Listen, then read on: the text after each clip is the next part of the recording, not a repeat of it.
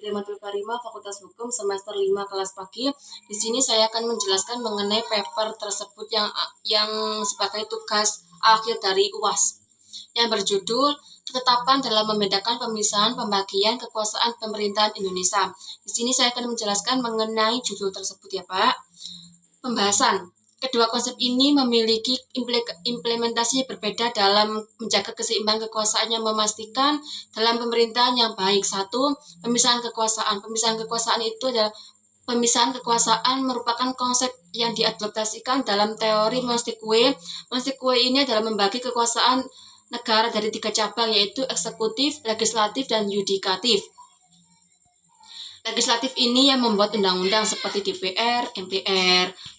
Kalau yang eksekutif ini yang melaksanakan undang-undang seperti wakil presiden, presiden dan menteri-menterinya. Kalau yang yudikatif itu yang mengawasi jalannya undang-undang kayak MA, MK, KY.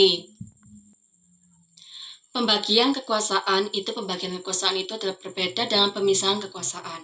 Karena pembagian kekuasaan itu di Indonesia adalah lebih terkait dengan antara pemerintahan pusat dan pemerintahan daerah.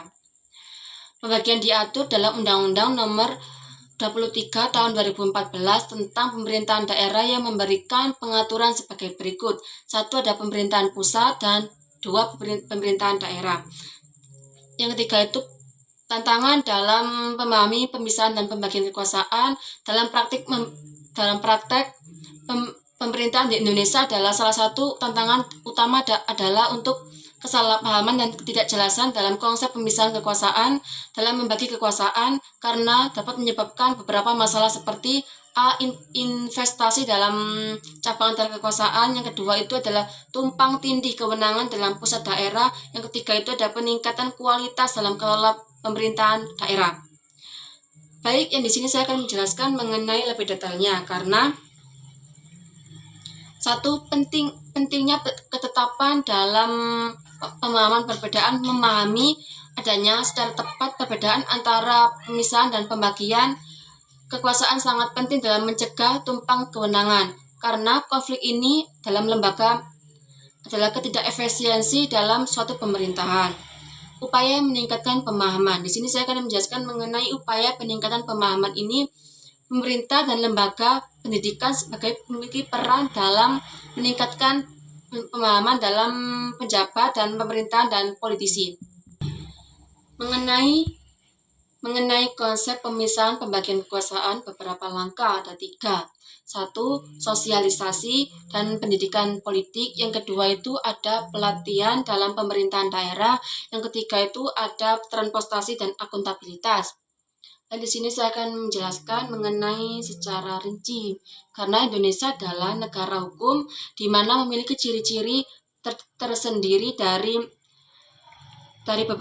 berbeda dengan negara hukum yang ditetapkan dalam berbagai negara. Penerapan dalam kekuasaan di Indonesia terdiri dari 2, yaitu horizontal dan vertikal. Di mana kalau horizontal itu menjelaskan mengenai suatu pembagian kekuasaan dalam fungsi lembaga-lembaga kekuasaan tertentu seperti kayak eksekutif, legislatif, dan yudikatif.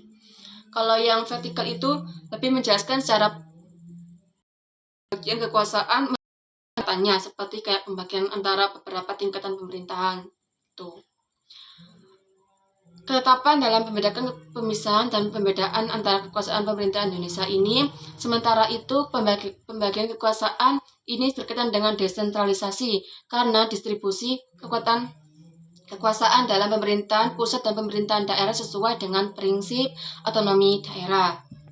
Baik, di sini saya akan menjelaskan mengenai paper tersebut. Saya menulis 1 rumusan masalah. Dalam rumusan masalah ini saya akan menjelaskan mengenai bagaimana perbedaan konseptual dalam antara pemisahan kekuasaan dan pembagian kekuasaan dalam sistem pemerintahan Indonesia. Di sini saya akan menjelaskan mengenai pembahasan konseptual antara pemisahan kekuasaan dan pembagian kekuasaan dan sistem pemerintahan Indonesia sebagai berikut. 1. Pemisahan kekuasaan merujuk pada pembagian antara 3 cabang antara legislatif, eksekutif, dan yudikatif. karena setiap cabang memiliki tugas dan kewenangan yang berbeda dan untuk mencegah penyalahgunaan atau kekuasaan yang menjaga keseimbangan antara melalui mekanisme check and balance. Itu bahasa Inggrisnya, Pak. Kalau yang B itu pelatihan dalam penjabat pemerintahan, khususnya aparatur negara, aparatur daerah, agar memahami fungsi dan kewenangan dalam masing-masing pemerintahan. Yang ke C itu instruksi dalam kurikulum pendidikan, maksudnya itu gini, sekolah perguruan tinggi dalam agar generasi lebih dalam memahami sistem pemerintahan. Yang keempat itu transparansi pemerintahan. Transparansi pemerintahan itu maksudnya dalam menyediakan informasi dalam yang jelas tentang fungsi-fungsi legislatif, eksekutif, yudikatif, kayak hubungan erat dengan antara pusat dengan daerah. Kalau yang kelima itu ada diskusi publik. Diskusi publik itu adalah forum interaktif melibatkan masyarakat dalam pemimpin lokal dan untuk memahami peran mereka dalam sistem tersebut. Baik, di sini saya akan menjelaskan mengenai tujuan dan tentang rumusan masalah itu ya. Saya akan lebih memperdalam dalam tujuan. Tujuannya adalah mengidentifikasi untuk menjelaskan perbedaan konseptual antara pemisahan pembagian kekuasaan dan konteks dalam pemerintahan Indonesia. Baik, di sini saya akan menjelaskan mengenai tujuan tersebut. Pembahasannya tujuan